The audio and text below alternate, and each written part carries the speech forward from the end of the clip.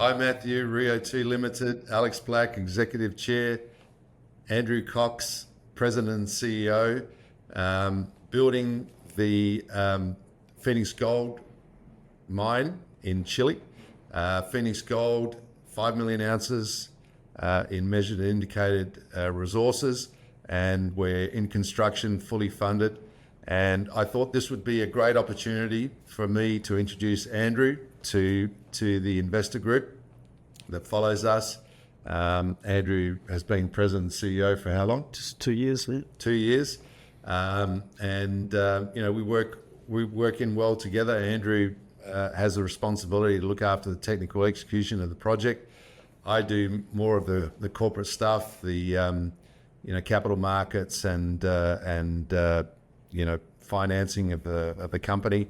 So we work in well, and it was a good opportunity a couple of years ago to move Andrew forward, and here he is, and hopefully people will see him more in more interviews that you guys do. Right, construction officially underway. This is the hard bits. What are you focused on? What are the things that you think are the immediate kind of risks to that execution? Biggest risk for us right now is probably the winter. We timed our construction to start in the spring. We managed to kick that off very late in October with a mobilisation, and then November, December, and now we've been 3 months into 2025, January, February, March. So we're 5 months in. The target is to have the leach pad, 10 hectares of that done with plastic and overlining material on top to protect it for the winter. PLS pond will be finished by end of April, and the ADR plant, which is probably where most of the work's going to be concentrated over the next 6-7 months, it's important that we have that covered in, so that during the winter time, HLC, which are our construction contractor for that activity, can work inside. So all the finishing work, the electricals, the plumbing, the details, the finishing can go through winter without interruption. So that's sort of the target for us, is to get that finished and closed in by, let's say, May, which is we're on track to do. So if I may ask, Alex, how do you ensure that it does stay on schedule? Because obviously with the delays that have happened in the past, I think that your hope and expectation is that you can show that you are mine builders and this thing will stay on track with regards to timing. Yeah, we've prepared a budget with Stracon, who are the earth moving contractor, with HLC, with their input. There's a weekly report, obviously, as you'd expect in any project. It's the S-curve, which is the physical advance versus the projected, and also the same with costs. So we're tracking that's reported to us weekly, monthly, and at the other stage we're on track, both on time and costs. So we're pretty comfortable with where we are right now. The other thing that we've done is we've been manning up over the last few months, and the gun went off in October of last year, and here we are sitting there with nearly 1,200. Yeah, well, we're 1,130 roughly last week, which 1,200 was our construction peak, which we expected to achieve in April. So, I mean, we have flexibility, Matthew. We can put in more equipment, more people. Strike on with the alliance contract we have gives us that flexibility. But at this point in time, everything's pretty much as was projected in the plan. Right, and I think the idea is for us for January 2026. You're comfortable with that? Yes. Yeah, we're still okay. Yeah. Okay, and I think obviously the interesting bit to this is it's quite a low capex project. We're talking about what, 120 odd million bucks? Is that right? To be spent this year in 2025, it's 120. Yeah. Yep. Yeah. Okay. Interesting. Just interesting on that aspect. The cost of building in Chile, we found that to be a lot more expensive than we would have expected in Peru. That's obviously included in the feasibility study and the costs we're using. But just the quality of construction for earthquakes, for wind loading, for snow loading, just required so much more steel and foundation work than we would have normally have done. So they're probably added an extra 30% to the project from what we would have expected here in Peru. Right. And can I just ask, obviously, we're talking to a company at PDAC, actually, who's struggling with sort of, failure to deliver the production levels that they had hoped, and lastly sort of blame that on not getting access to drills, etc. So when you look at the kind of construction contracts, it's the best part of $50 million for you guys. How do you kind of ensure that not just getting monitoring, what they're doing and if they're doing it in time, etc., but what do they do about it if they do come across issues? Is that your problem or their problem? In the case of the Astracon Alliance contract, it's a joint problem, or we resolve that together. So if there's an issue, we have an ALT meeting, which is the Alliance Leadership Team meeting. We'll review the issue and make a decision on what we would do, what we would need to do to fix that, and it's a sort of a joint cost that we assume together. In the case of HLC, who are building the ADR process plant, it's a fixed cost price that they've agreed to, and that risk is theirs. They assume that risk. Right. Okay. And look, we're in that kind of I guess that kind of that build phase. Some people call it the boring phase, or and they don't really pay attention. But I think it's quite an exciting stage because you're kind of moving closer and closer to that kind of production, that revenue profile. So things like with long lead items, have you experienced any issues? Things like gensets and principal pumps, switchgear facilities, whatever. Are those things that, again, that's your responsibility? No, well, but the interesting thing about this project was we actually started this project back in 2022. And that's when we took down the first part of the Wheaton stream, which was 25 million of $50 million that we took down back in 21. And so we had the capital to invest in pre-construction activities, which was build the camp. And during this presentation, we're going to show some photos and some vision of what we're doing. Putting the camp together, ordering all the long lead items was done back in 2022. So now here we are. When the gun went off in October, it was really easy to get momentum going and get started and not have to wait for things to be delivered. Yeah, well, all those long lead items were out of HLC's scope. That was our scope. So we purchased them directly as Phoenix Gold in Chile. And as Alex mentioned, everything was there except for the gensets. We were able to cancel that contract when we had the project rejected. Okay. Late last year, we've signed an agreement with Cummins, and Cummins are supplying the gensets, and the timing for that's, at the moment, it lines up with the expected timing we need to have the gensets installed on site for the production, obviously. Okay. Everything else on site ready to go.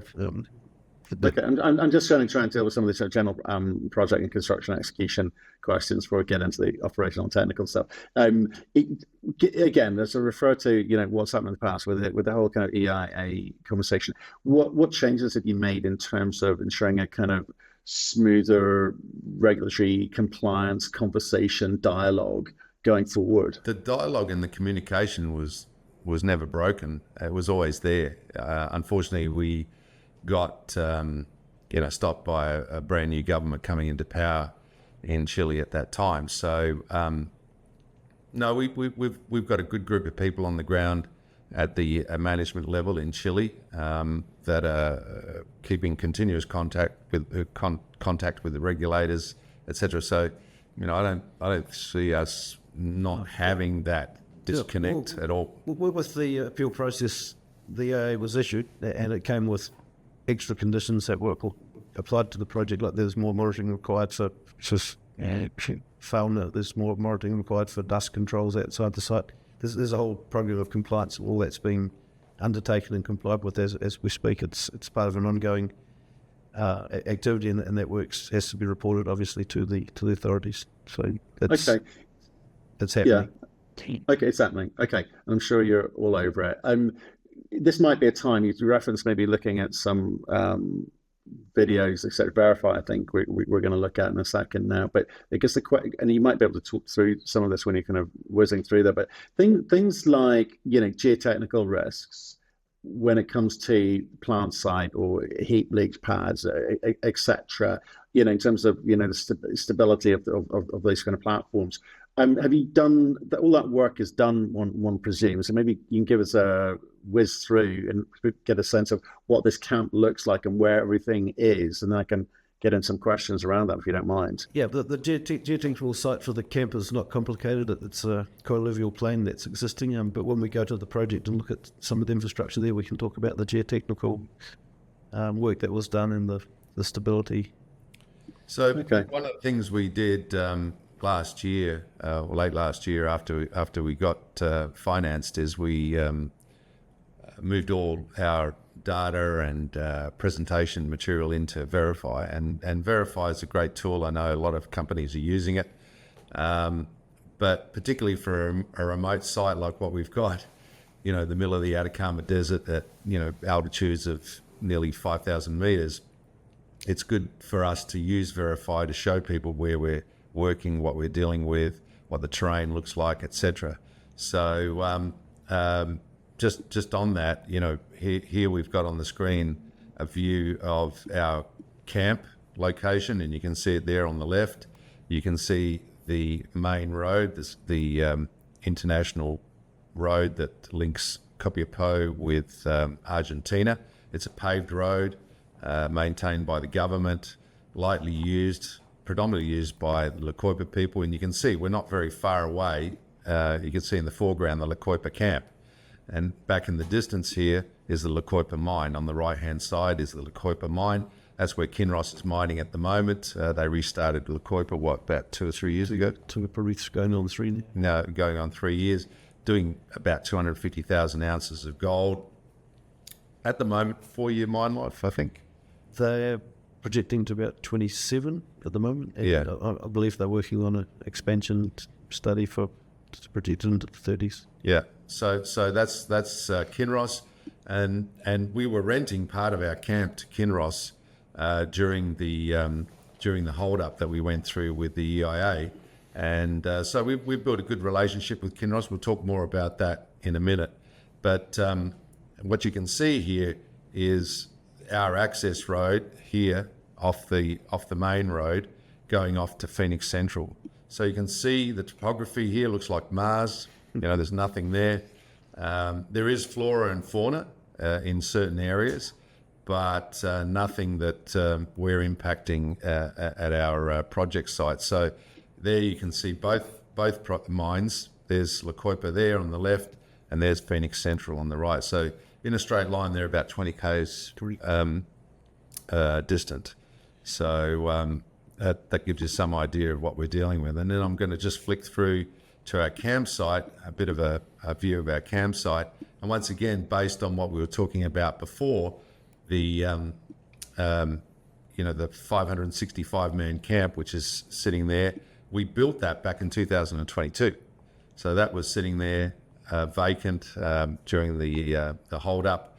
But all these sort of brownish coloured buildings are buildings that we constructed. This was an old processing plant camp. There's a old processing plant over here, which is on our campsite area.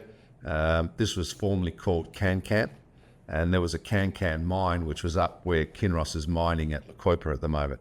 And you can see a tailings deposition site here. We bought all this old infrastructure and these orange buildings, etc., for $1.5 million back. Can't remember, back in 2020. 2020, 2019, 20. In 19 signed up to. Yeah. So it was a bargain for us, and this is at 3,200 meters above sea level, which and on the main road. So good for sleeping, good for having a camp and an office facility, and then it's a 20-kilometer drive from this to the project, and the altitude of the processing plant At 4,300. 4,300. So. And then the top of the hill where we'll be mining is 4,990. 4,990, so just shy of 5,000. So we'll just quickly flick through this and show you. So here you can see a bit of a schematic of where our camp is and this access road that goes all the way up to our infrastructure. And I'm just going to zoom around and come into the infrastructure. And what you see here is the final pits of the starter project. Now, remembering we're only impacting 1.7 million ounces of a 5 million ounce resource in this first stage, and there's the plan to expand this project from a 20,000 tonne a day run-of-mine heap leach project to what we think will probably be, and we're doing a study right now which will be finished during this year, to about 80,000 tonnes a day, which will see gold production go from about 100,000 ounces per annum to close to 300,000 ounces per annum. So this becomes a pretty significant mine, pretty significant project. And the other thing that's important to note is you can see the leach pad in orange there, and you can see the waste dump in purple.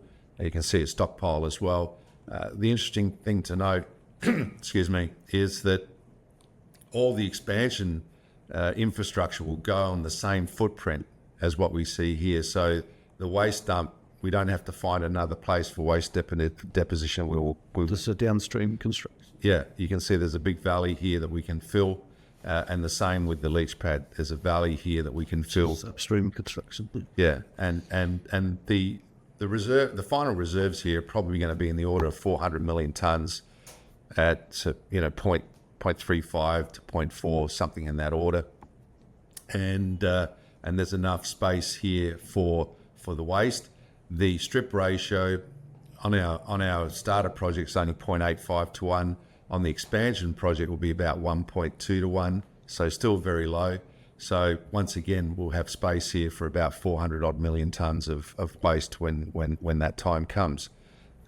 Concept is to have a low-grade stockpile. You may want to explain that, Andrew. Yeah, you can see in the image that the two lime green stockpiles, that's just a separation of what we consider to be low grade and medium low grade, which will give us some ability in the future to choose how we reprocess that, or when and how. And basically the expansion of the leach pad, which is in orange that Alex is talking about, basically it's an upstream valley construction occupying up to the area where the stockpiles are currently located. So that space there's over 500 million tonne of capacity available to us in that valley. And Okay. yeah, any questions, Matthew? Sorry. No. I mean, you've answered the question about like the strip ratio, and how you sort of the sequencing strategy to optimize production in the first few years is obviously really, really important. But I was going to ask a question around, well, I guess it's a question two-parter in the sense that in terms of that grade control drilling, you're doing some drilling this year as well to kind of, I guess, reduce the uncertainty or certainty around this. How does that help? Why are you doing that? And so I guess the second part of, given that we're sort of around the heap leach area, is the recoveries at scale. You talked in the past about 75% recovery rates, etc. So how do you optimize and balance that out as this thing starts up? Well, the reason to do grade control, and this is typical in the industry, is when you discover a deposit and you put together a resource model, it's based on all the drilling that you have, and usually that's 50, maybe sometimes 25 metre, 100 metre spacing, and that's how you get the various categories of measured, indicated, inferred, depending on spacing of drilling and density of information. So before you want to come and mine something, you want to do some grade control, and our decision was to come here to Phoenix South, which you can see on this graphic here. Come to Phoenix South. We've got 3 rigs that will be drilling that, not only from a grade perspective, but also from a metallurgical perspective. We've got a couple of diamond holes going in there just to confirm everything that we've been, assuming and based on all the previous test work that's been done. So once you've got the grade control model together, you then compare it to the resource model, and that's called reconciliation. So you reconcile the grade control model to the resource model, and you say, what's the differential? Is there any big issues there that we didn't see when when the exploration drilling was happening, etc. And then after grade control is done, because that becomes your updated vision of what you're going to be mining, you then do blast hole sampling. And blast hole sampling will once again be reconciled against the grade control model to determine how you've predicted what you're going to be mining, where the ore to waste boundaries are, etc., etc. This is typical of all mining operations, or particularly open pit that I know of. So for us, it was a matter of getting a jump start. So we're drilling the first couple of years of production. Yes. Yeah, in the grade control model, and that's focused here at Phoenix South, which you can see in the vision there, and then over at Phoenix North. So they are our starter pits, and then later on becoming the Phoenix Central. What's the highest peak? Is it Phoenix North? Phoenix North is Phoenix North. slightly higher than Phoenix Central. So Phoenix North is the one that's at 4,990 meters above sea level, but what you can see here is, we're at the top of an extinct volcano. What you can see in the background there is the Salar de Maracunga, right? This is where Codelco is going to be building supposedly, if the lithium price holds up, a lithium project. But we've got these peaks of this extinct volcano that we'll be mining. So therefore, if you can imagine the strip ratio, because this is all outcrops at surface, the mineralization, all outcrops at surface, is that the strip ratio is going to be relatively low, next to nothing for the first little while we mine, the tops of these hills off. All right, and you can see our plant in the distance here, and the fact that that's lower than where we are mining. Right, and just in terms of this, thank you for that. And by the way, this visual is so helpful. It's working out what is where, and what the topography looks like, etc. But we've talked in the past about these kind of black banded veins, etc. In terms of processing, the move up to 300,000 ounces. Is that just literally a step and repeat cookie cutter thing, or what are the sort of challenges to doing that when it comes to the actual ore body itself? It's basically a cookie cutter as you describe it. It's an expansion of the mining fleet that also requires that the mining pits are developed for that expansion. You can't just go from a small, medium-sized mining fleet to a big Caterpillar fleet. So part of the mine plan will be. It's engineering is what we're talking about. We're not as concerned about the ore body or what's going on underground. No, the ore body's massive and basically low grade dissemination. Understood. It's not a, how would you say it? It's not a fine operation. It's bulk. It's not veins. It's not intervening waste or anything like that. I mean, it hangs together like a big blob, right? Yeah, it's about generating space and width for the roads and the pit designs. Okay, so no mystery to be solved going forward. Bigger equipment. What we didn't mention was, when we talked about the expansion of the waste dump and the leach pad, was that the plant site's also been set up. The platform's been built and cut to a size where the space is available for the plant to expand the 3 extra trains that we would need of columns, carbon columns. Right. Expand. Okay. So the space is there. It's just a matter of installation, which is relatively straightforward. So it's quadruple the size of the plant by adding 3 more trains of columns. That's going to a bigger mining fleet. The workforce size doesn't change because by eliminating small trucks of 40 tons and going to say 300-ton truck, we replace 6 people with 1, so we don't have a expansion in the workforce. We probably even have a reduction, in fact. So, okay, yeah, our unit cost should go down, obviously, and that's something that we'll try and reflect in our study that we'll complete this year. And one of the key factors is water, as everybody knows, and everybody knows that we're starting this project with trucked water. We probably in November will organise a site visit for analysts and interested people. Come and have a look, because I think the mystery of the trucking of water is still hanging around. Well, I was going to ask you, where does it go? Where in all of this, in terms of you're whizzing around here, where does the trucked water go to? Here we go. Okay, so what you can see there is the space on the platform. We prepared a much bigger platform than we needed for the ADA plant, and we've left that space, which is basically towards the major events pond. You can see there's room there for three more trains to be implemented. So this is expansion area. This is where the plant can be expanded. Yep. Okay. And what you can see in the corner of the platform is a big water tank. This one here. That's a right. There you go. 2,000 metre tank. and above that there's a platform that Alex is pointing at there, and that's where the trucks will unload the water. Unfortunately, we don't have the road coming onto that platform, but the main access road to site arrives to that platform. Trucks drive in, turn around, there'll be a infrastructure there, a shed and a collection ditch, if you like, with this, like a big concrete pad that they'll drive over and just dump the water. And that's And what elevation are we at here, and where are we in relation to the living quarters? this is 4,300 metres, whereas Okay. the camp's 20 kilometres away at 3,200 metres. Okay.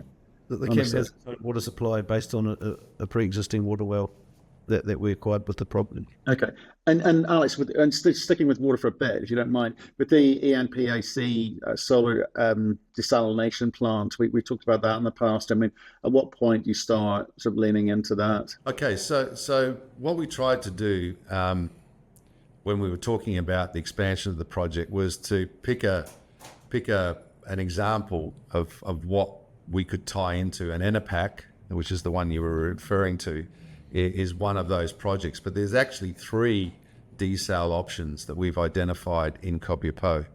That's desal plants. And in the case of ENPAC, they still have to build there. So there's a little bit of risk there and timing issues with ENPAC. But there's a couple of others. Aguas Nuevas is one, which is where we're buying our trucked water from. They have a desal plant and could have excess capacity that they might sell to us. And then there's Aguas Cap, who have a desal plant and excess water in Copiapó.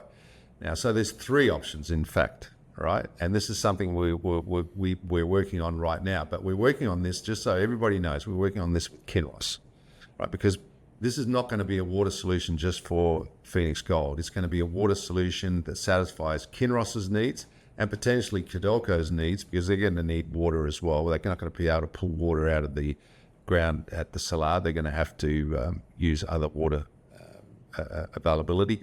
So we're working with Kinross right now on reviewing those various options, and Kinross's requirements are for potentially La Coipa if it expands in the future. They have a dated subsurface water permit at La Coipa. But the other project they're talking about, and they keep talking about it in their quarterlies and where they're heading in the future, is Lobo Marte, which is to the southeast of us. And that is about 8 or 9 million ounce deposit. They're currently doing EIA and feasibility work, but they're going to need water for Lobo Marte. Diverting water from La Coipa to Lobo Marte is not going to, potentially can be done, but we don't think it will work, and I don't think they think it will work from a permitting perspective.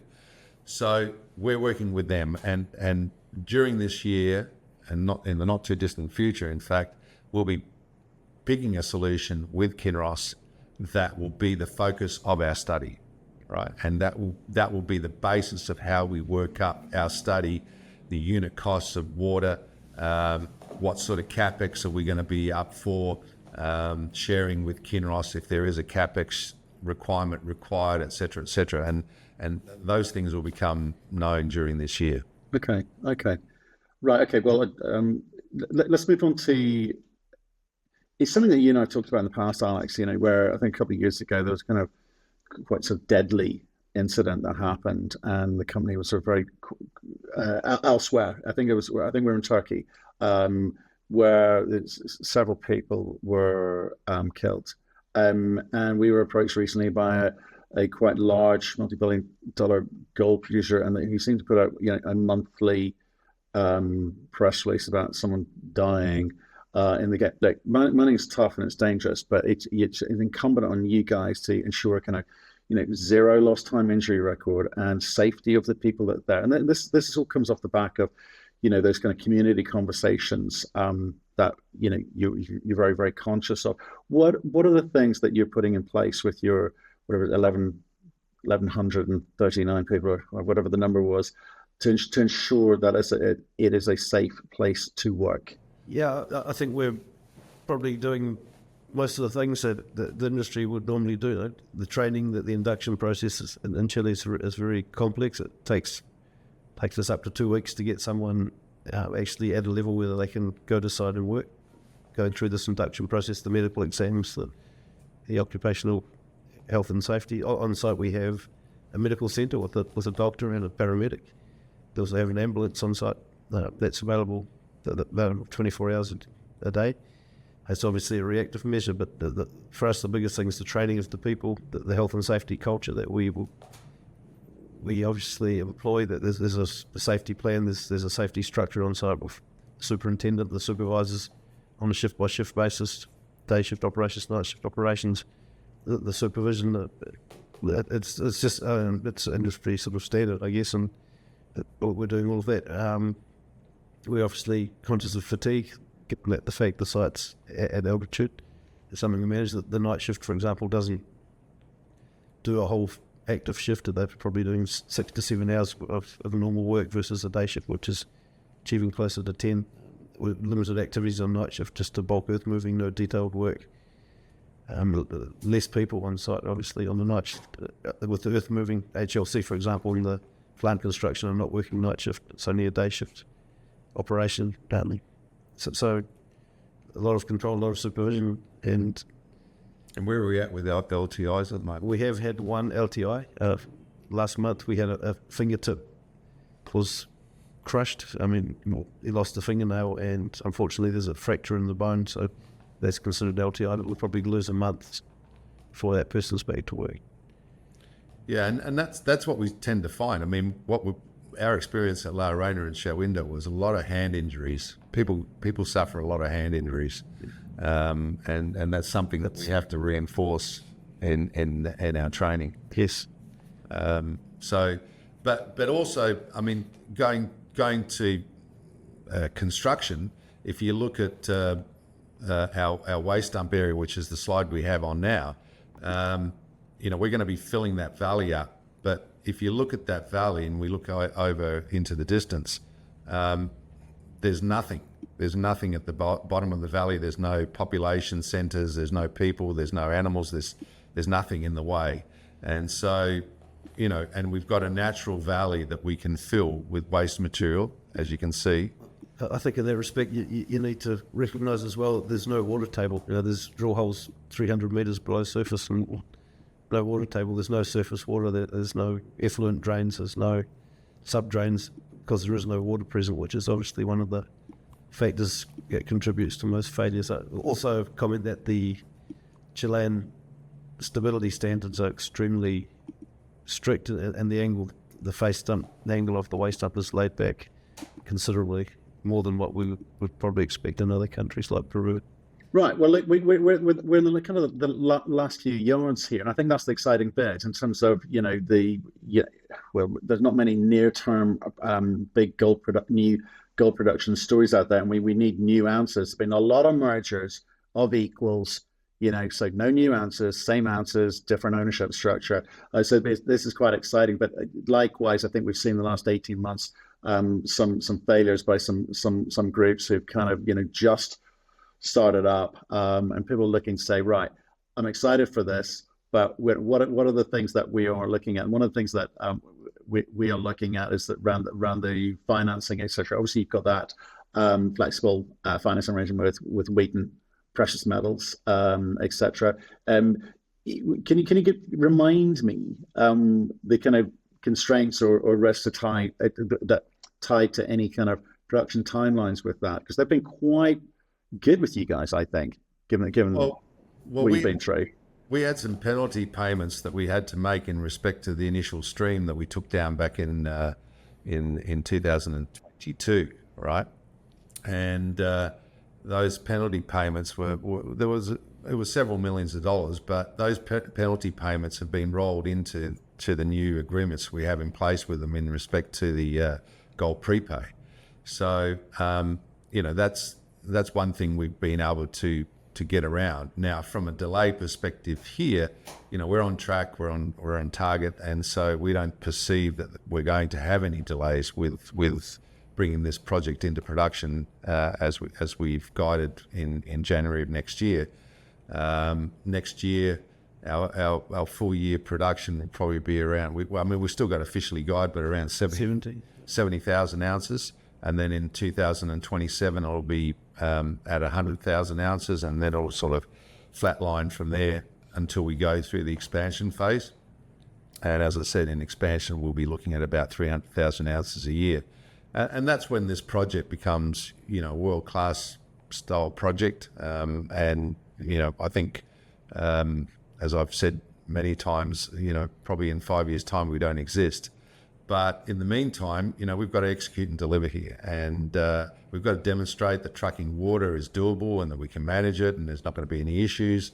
The other thing we didn't talk about was the PLS pond will be a reservoir of our water. There'll be 2 weeks of water being in that pond.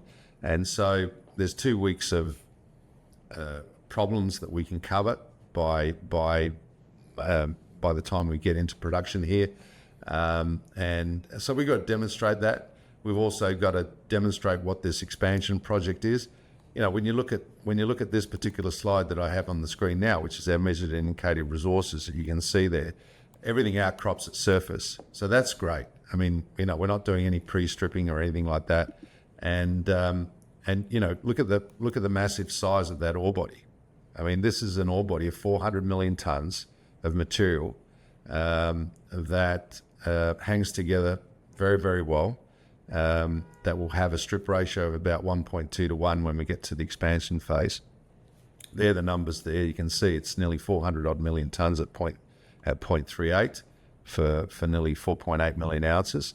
And the other thing that we'll be doing that we haven't done as a company is exploration drilling. And the deepest hole here is 600 meters below the surface and still in oxides. We haven't hit a transition zone or a sulfide zone. We need, and there are gaps in the drilling that we want to fill. And so once we get to production, after this grade control drilling's finished, which is focused on this year, we'll move into exploration drilling, and that'll be to add, as we're depleting the ore body, hopefully adding ounces to this. So, Phoenix Gold is likely to be, much more than 5 million ounces over its entire life. And you can see the drilling has, been, done. And remember, this drilling was done between 2010 and 2014, not by us. It was done by Atacama Pacific before this project went dormant, and we're the guys that are reviving it. You can see the grades. And the thing to see about grade here is look at the nice fact that we have high grade material. High grade material near the surface, which is what we're going to be mining first, right? So maximizing cash flow and paying back our gold prepay is going to be the thing that we focus on as quickly as we can. So these images give you a great understanding of what we're trying to achieve here. The fact that this is a robust ore body, it's not something that's skinny and doesn't hang together well, or doesn't have any basis for for being mined, and has a lot of potential to expand. Right, and thanks for running through that. I want to come back to the money side of things, because I say you've just demonstrated what the ore body looks like. You can high grade initially. It's low capex, relatively simple process, and it's earth moving exercise and an engineering exercise at that. You mentioned that kind of Wheaton were flexible enough to kind of roll over some of these penalties into the kind of new structure. I mean, clearly everyone's looking at a kind of price sensitivity model here and going, look, at $3,000 gold, it covers up a multitude of sins. It also gives a huge degree of flexibility when it comes to, say, maybe expanding the drilling, the drilling for new ounces. You sound pretty confident about the technical aspects, and you sound pretty confident around the financial arrangements that you've got in place to get you into production. Is that fair to say?